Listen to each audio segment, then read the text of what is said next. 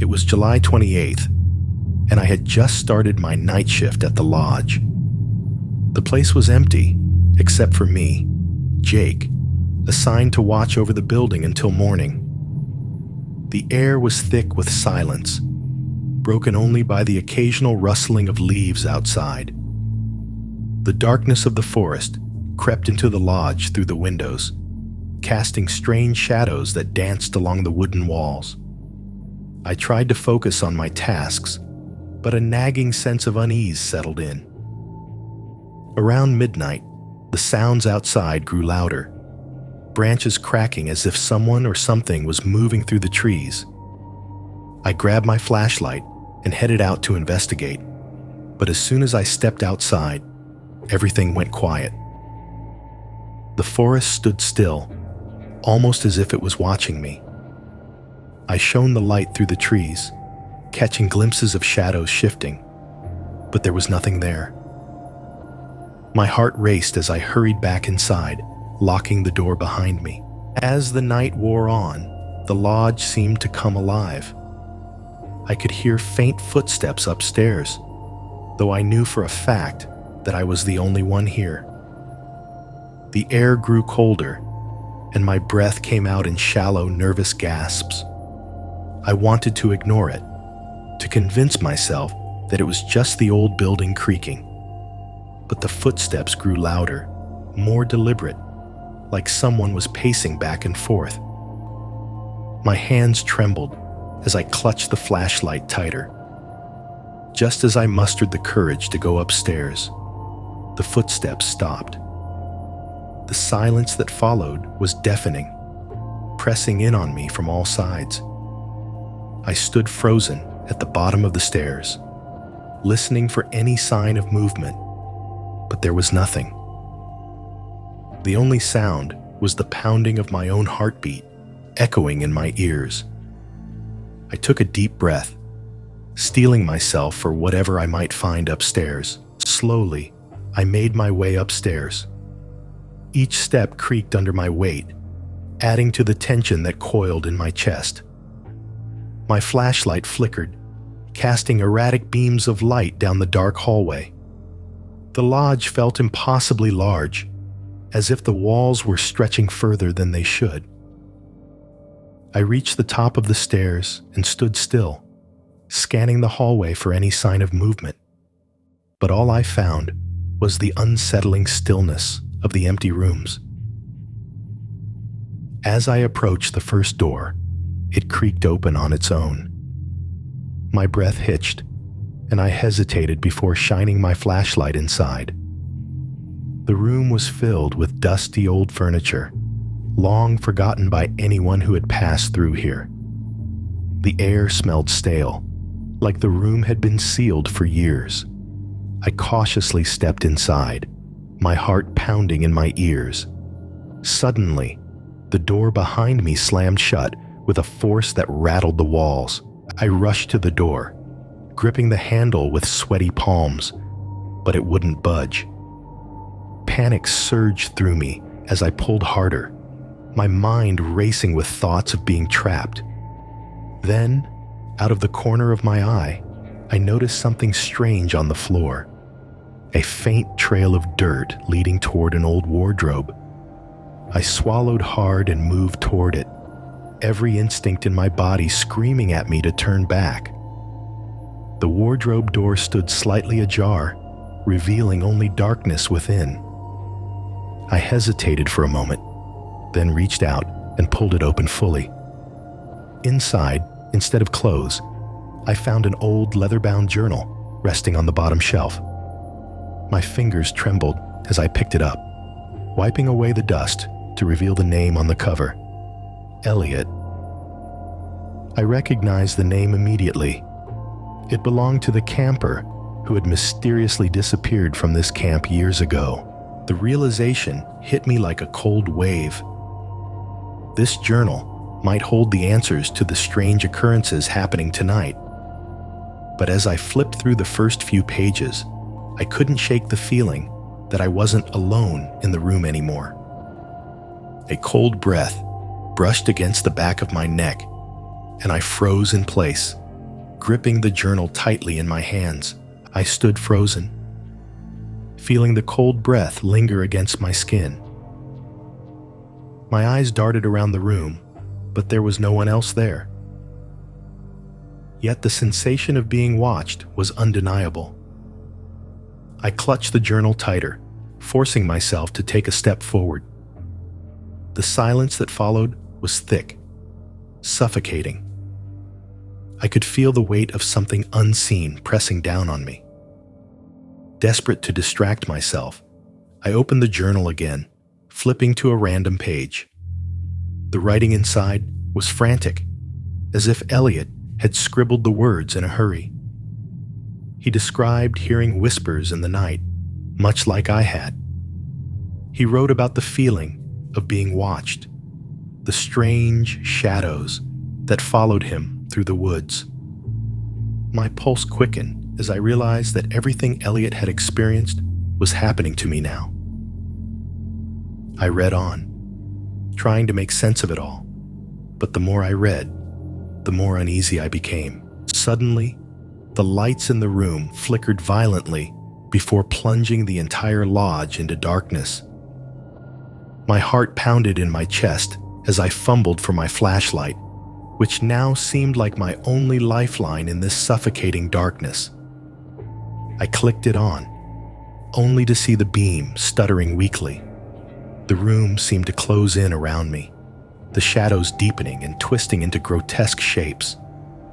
I could hear the footsteps again, this time closer, heavier.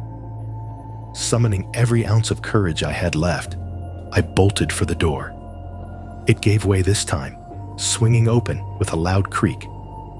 I stumbled into the hallway, my breath coming in short, panicked gasps. The footsteps echoed behind me, growing louder with each passing second. I ran down the stairs, the journal still clutched in my hand, as if it was the only thing tethering me to reality. Just as I reached the main floor, I heard a voice, a soft whisper, almost pleading. "Help me."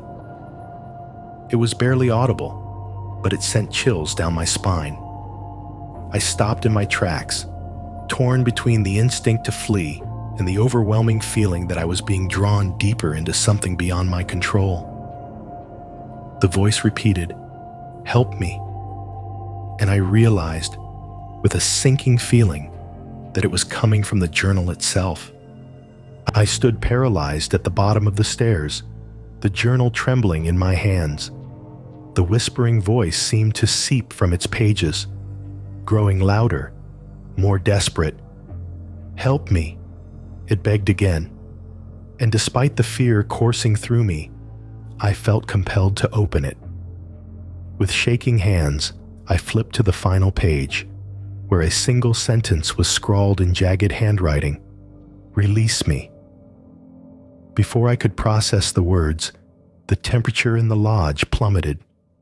My breath came out in icy clouds, and the shadows around me seemed to pulse, alive with a sinister energy. I knew I couldn't run anymore. Whatever was happening here, it wasn't going to let me leave until I faced it. I focused on the journal, feeling a strange connection to the spirit trapped within. "I'm here to help you," I whispered, feeling foolish, but desperate. As soon as the words left my mouth, the room fell deathly quiet. The oppressive atmosphere lifted slightly, as if the entity was listening. I took a deep breath and began reading the final entries aloud. They detailed Elliot's final night at the lodge, his growing fear, and his belief that something ancient and restless was watching him from the woods. As I read, the shadows seemed to recede, and the coldness lifted. The lodge felt lighter, as if the very walls were exhaling a long-held breath. The final entry spoke of a hidden room beneath the lodge, a place where Elliot believed the spirit was trapped. My hands shook as I reached the end of the journal, but the whispers had stopped.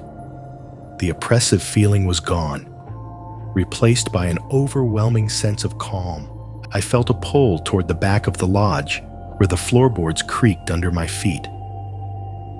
Following an instinct I couldn't explain, I lifted a loose board, revealing a small, dark space below. Inside was a faded photograph of Elliot, smiling beside the old lodge. I placed the journal inside the space, and as soon as I did, a wave of warmth filled the room. The presence that had been haunting the lodge was gone, released from whatever had held it captive for so long. I left the lodge that morning as the sun began to rise, feeling a profound sense of peace. Whatever had been trapped there was finally free, and I knew that I had played a part in bringing that story to an end. As I walked away, the lodge seemed just a little less eerie, as if it too had found its peace. It was late September, and I was stationed alone at the ranger's cabin for the weekend. The forest around me was dense, the trees packed so tightly together that barely any sunlight reached the ground. The air was cool, and the cabin creaked under the pressure of the wind, adding to the already eerie atmosphere. I, Sarah, had spent countless weekends alone in this cabin, but something about this time felt different. There was an unsettling stillness in the air, a silence that made my skin crawl. That night, as I settled into the cabin, I heard a rhythmic tapping on the window. It was soft at first, almost imperceptible, but it grew louder with each passing minute. I stood up, peering out into the darkness, but there was nothing there, just the outline of trees against the night sky. I shrugged it off, telling myself it was just the wind, but the tapping continued, persistent and unnerving. I closed the curtains, hoping to block out whatever was causing the sound, but the unease remained. As the night wore on, I tried to focus on my duties, but my mind kept drifting back to the tapping. It was as if the forest itself was trying to get my attention. I decided to take a walk around the cabin to clear my head and maybe catch a glimpse of whatever was out there. I grabbed my flashlight and stepped outside, the cold night air biting at my skin. The forest was dark, the trees casting long, ominous shadows across the ground. My breath caught in my throat as I thought I saw something move between the trees. I quickly swept the area with my flashlight, but all I saw were the dense branches swaying in the wind. Yet, I couldn't shake the feeling that I was being watched. I turned to head back inside, but the feeling lingered, clinging to me like a shadow. As I closed the door behind me, I felt a strange chill run down my spine, and I knew, deep down, that this weekend was going to be different. Something was out there, something that wasn't going to let me go so easily. The next day, the sun barely broke through the thick canopy of trees, casting everything in a dim, gray light. I couldn't shake the feeling that something was watching me. As I went about my duties, I caught glimpses of movement in the corner of my eye. Quick, dark shapes darting between the trees, too fast for me to focus on. Every time I looked, there was nothing there. My heart would race for a moment, and then the forest would fall silent again, as if holding its breath. In the afternoon, I decided to investigate further. I ventured deeper into the woods, following the trails left by hikers and campers. But the deeper I went, the more the atmosphere changed. The forest felt thicker, more oppressive, and the usual sounds of wildlife had all but disappeared. As I walked, I began to notice strange symbols carved into the trees. They were crude and unfamiliar, like something out of an ancient ritual. My stomach twisted with unease, but I kept moving forward, determined to understand what was going on. Hours passed, and I found myself at the edge of a small clearing. At the center of the clearing was a makeshift campsite, the remnants of a fire still smoldering. The ground was littered with empty food containers and scattered belongings. But what struck me the most was the complete absence of people. Whoever had been here had left in a hurry, but there were no signs of a struggle. It was as if they had simply vanished into the trees. As dusk approached, I made my way back to the cabin, the forest growing darker with each passing minute. The shadows seemed to stretch longer, and that unsettling feeling of being watched grew stronger. I picked up my pace, trying to shake off the growing fear gnawing at the edges of my mind. When I finally reached the cabin, I locked the door behind me and leaned against it, my heart pounding in my chest. But the tapping sound returned, louder this time, as if it was coming from all around me. I stood there in the cabin, paralyzed by fear, as the tapping grew louder and more insistent. My mind raced with possibilities. Was it just the wind? Or was something far more sinister lurking just beyond the trees? Whatever it was, I knew one thing for certain. It wasn't going to leave me alone. The tapping grew more aggressive, as if something was trying to break through the thin walls of the cabin. My hands trembled as I held the flashlight, sweeping it across the room, half expecting to see something staring back at me from the darkness. But nothing was there. Just the same old furniture and the faint glow of the dying fire in the hearth. My breath was shaky as I stood frozen in place, trying to calm the rising panic inside me. I knew I couldn't stay trapped in the cabin, so I decided to confront whatever was outside. I took a deep breath, steeling myself, and slowly opened the door. The night air was cold and crisp, and the forest was eerily silent. I shone my flashlight around the clearing, searching for the source of the tapping. My heart raced as the beam of light caught a glimpse of something moving between the trees. A dark, shadowy figure just beyond the edge of the clearing. I called out, but the figure didn't respond. It stood there, unmoving, watching me from the shadows. My pulse quickened as I took a step forward, but as soon as I did, the figure slipped deeper into the woods. I hesitated, fear gnawing at the back of my mind, but something compelled me to follow. I needed to know what it was, to understand why it had been tormenting me. As I ventured into the trees, the tapping sound returned, this time echoing all around me. It was rhythmic, almost hypnotic, drawing me further into the forest. The deeper I went, the darker it became, the trees closing in on me like a living, breathing entity. My flashlight flickered weakly, the battery struggling to hold on, but I pressed forward, my heart pounding in my chest. I reached a small clearing and saw the same symbols I had found earlier, etched into the ground in a circular pattern. At the center of the circle stood a large, ancient tree, its bark twisted and blackened. The air around it felt heavy, charged with an unnatural energy. I could feel the hairs on the back of my neck stand on end as I approached the tree, the tapping growing louder with each step. And then, just as I reached out to touch the tree, the sound stopped abruptly, leaving the forest in a thick, oppressive silence. I stood there, my hand hovering over the twisted bark of the ancient tree. The silence was suffocating, pressing in on me from all sides.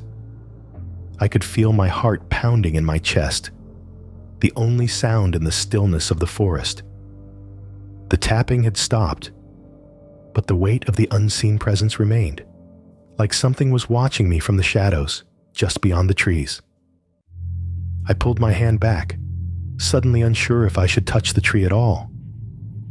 Then, a soft whisper filled the air, barely audible but unmistakable. It sounded like my name, spoken in a voice that was both familiar and alien. My blood ran cold as I turned in every direction, trying to pinpoint the source, but there was no one there. The forest seemed to shift around me, the shadows growing deeper and more sinister. I felt like I was losing my grip on reality, like the world was warping around me. I stepped back from the tree, but something caught my eye. Embedded in the bark was a small old photograph, weathered and torn. I gently pried it loose and held it up to the flickering beam of my flashlight. The image was faded, but I could just make out a group of people standing in front of a cabin, smiling for the camera. My breath hitched when I recognized one of the faces. It was me, but the others, I didn't know them. And the cabin in the photo wasn't the one I'd been staying in. It was older, darker, and surrounded by the same twisted trees. My head spun with confusion. How could this be possible? I hadn't been here before. I hadn't met these people. Yet here they were, frozen in a moment I couldn't remember. The whispers returned, louder this time, wrapping around me like a cold embrace. "Come back," they said. "Come back to us." My heart pounded as I staggered backward, the photograph slipping from my fingers and falling to the forest floor. Suddenly, the tapping resumed, furious, relentless, echoing through the trees. The shadows around me seemed to shift and move with a life of their own, closing in from every direction. Panic set in, and I turned and ran, my flashlight flickering out completely as I sprinted through the darkness. I didn't stop until I reached the cabin, slamming the door behind me and collapsing to the floor, gasping for breath. But the tapping, it never stopped. It continued, surrounding the cabin, filling my head until I thought I might go mad. And as the hours dragged on, the whispers grew louder, telling me the truth I had been trying to deny. I had been here before. I had never left. The shadows were part of me, and no matter how far I ran, I would always end up back here, trapped in this endless loop of fear and confusion. When the sun rose the next morning, I was gone. The cabin was empty, just as it had been when I first arrived. And somewhere deep in the forest, the tapping continued, echoing through the trees, as if calling out for someone new. It was early October, and the autumn wind howled through the cracks of the old supply store where I, Ben, was stationed as the night watchman. The store was barely standing, an old, run-down building on the edge of the campground that had seen better days. Most of the shelves were empty, save for some dusty camping gear that no one had touched in years. The air inside was stale, and every noise seemed amplified in the silence of the night. As the hours dragged on, I tried to ignore the growing feeling of isolation. The others had left for the night, and I was the only one left to keep an eye on the place. I busied myself with small tasks, anything to distract from the oppressive silence that surrounded me. But then, just as I was beginning to settle in, I heard it. A faint whisper coming from the back of the store. It was so soft that at first I thought I had imagined it. I froze, straining to listen. There it was again, clearer this time. A soft, breathy voice, almost like a breeze passing through the cracks in the walls. My heart began to race as I walked toward the sound, my footsteps echoing in the empty aisles. The whispering grew louder the closer I got to the back storage room. But when I reached the door, the sound stopped abruptly. I stood there for a moment, unsure of what to do, my hand hovering over the door handle. Gathering my courage, I slowly pushed the door open. The room was dark, the only light coming from the dim bulb flickering above. The air inside was colder than the rest of the store, and I felt a chill crawl up my spine. I stepped inside, half expecting to see something lurking in the shadows, but the room was empty, just old boxes and camping gear piled in the corners. I let out a shaky breath, convincing myself that it was just my imagination playing tricks on me. But as I turned to leave, I heard it again, a whisper, clear as day, right behind me. "Don't leave," it said, and I felt a cold, invisible hand brush against the back of my neck. I whipped around, my heart pounding in my chest, but there was no one there, just the same dusty shelves and old camping gear. The cold touch lingered on my skin, sending a shiver down my spine. I stood frozen, unsure if I had really heard the whisper or if my mind was playing tricks on me. The room was deathly quiet now, the whispering gone, as if it had never been there in the first place. I quickly left the storage room, shutting the door behind me with trembling hands. My breath came out in shaky gasps as I leaned against the wall, trying to calm my racing heart. The air in the store felt heavier now, oppressive, like something was pressing down on me from all sides. I told myself it was just my nerves, that the isolation was getting to me. But deep down, I knew there was something more to it. I walked back to the front of the store, hoping that the familiar surroundings would ease my nerves. But the feeling of being watched persisted. Every creak of the floorboards, every gust of wind outside seemed to carry a hidden meaning, like the building itself was alive with some unseen presence. I tried to shake the feeling, focusing instead on my duties, but the whispering wouldn't leave my mind. As the night wore on, I began hearing soft whispers again, not just from the back of the store this time, but all around me. They were faint, almost like a low hum, just at the edge of hearing. They seemed to come from the walls, the floor, the very air itself. "Ben." I heard my name being called softly over and over like a distant echo. I tried to ignore it, but the whispers grew more insistent, more desperate. Eventually, I couldn't take it anymore. I grabbed a flashlight and stormed toward the back of the store, determined to find the source of the whispers. My hands shook as I opened the storage room door once again. The room was just as it had been before, dark and cold. But this time, there was something different. I noticed an old, faded photograph lying on the ground, half hidden beneath a box. I bent down to pick it up, brushing away the dust.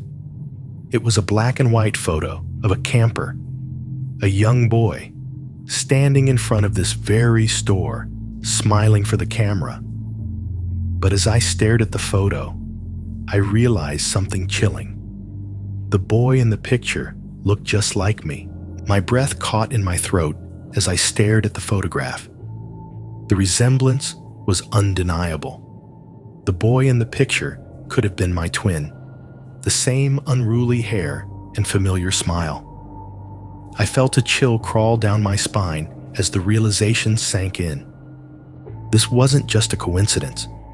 Something was connecting me to this place, something far older and more sinister than I could comprehend. I clutched the photo tightly, my mind racing with questions. Why was this here? How could this be possible? The whispers seemed to grow louder, swirling around me like a cold wind. I could feel the weight of the unseen presence pressing in on me, urging me deeper into the mystery. Against my better judgment, I knew I had to uncover the truth, no matter how terrifying it might be. I searched the storage room for more clues, tearing through boxes and sifting through old papers. My hands shook as I uncovered more photographs, campers from decades ago, each one looking eerily similar to people I knew from the present. It was as if time itself had folded in on this place, trapping these faces in an endless loop. My pulse quickened as I found another photograph. This one of the same boy, standing in front of the store, but now looking frightened, as if he had seen something horrifying just out of frame. The whispers grew even louder, their tone shifting from soft and pleading to something darker, more insistent. Stay with us," they hissed, wrapping around me like tendrils of fear.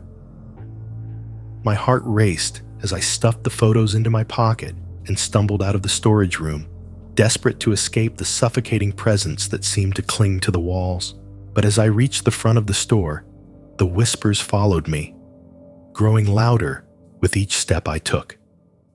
My flashlight flickered as I shone it across the aisles, casting long, twisted shadows that seemed to move on their own.